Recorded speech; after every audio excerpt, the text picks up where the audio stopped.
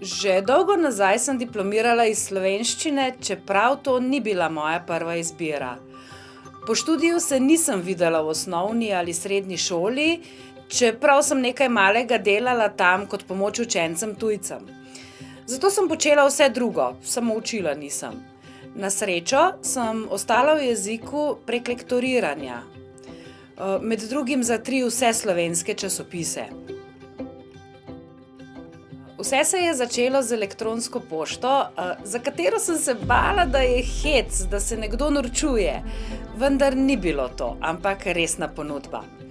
Na začetku niti nisem točno vedela, kaj delam, potem pa je prišlo nekaj izobraževanj, pogovorov s kolegi. V veliko pomoč mi je bilo temeljno usposabljanje za učitelje v programu Začetna integracija priseljencev, ki ga organizira Andragoški center Slovenije. Tu sem dobila kar nekaj idej, kako delati, kaj pravzaprav je vloga učitelja v tem programu, s katerimi orodji in pripomočki si lahko pomagam. Sem me je napotil javni zavod Cene Štupar, za katerega največ delam.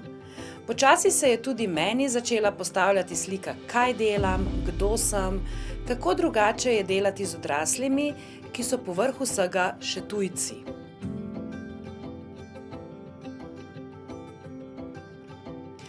Ljudi, ki pridejo v Slovenijo z različnimi motivi, učim slovenščino. In ne samo slovenščine. Tudi o kulturi, o običajih in še marsičem drugem se učimo. Učiteljica, mama, psihologinja, svetovalka, mediator, prevajalec, vse smo. A že nekaj časa vsem razlagam, da imam svojo sanjsko službo. Sanjska z vidika svobode pri delu. Vemo, kaj mora biti narejeno, vemo, koliko časa imamo. Kako pridemo na cilj, je izbira posameznika, čeprav je cilj za vse enak. Včasih je naporno, vendar imajo ljudje zmožnost, da ti vrnejo energijo.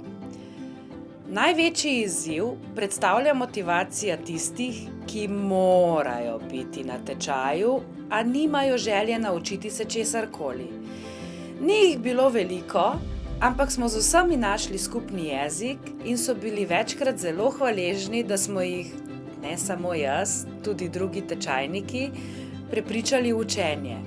Z motiviranimi je delo veliko lažje, saj vedo, za koga in zakaj se učijo.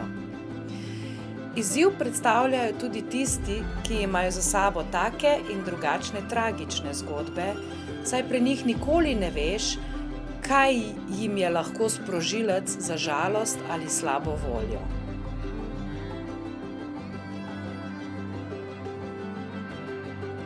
Največji občutek zadovoljstva mi da, ko vidim, da je nekomu uspelo. Ali je naredil izpit iz slovenščine, dobil službo, dobil boljšo službo. Zlasti, kadar vem, da se je ta človek boril sam s sabo in eksistencialnimi vprašanji. Takrat si vedno rečem, da nekaj malega pa sem pomagala.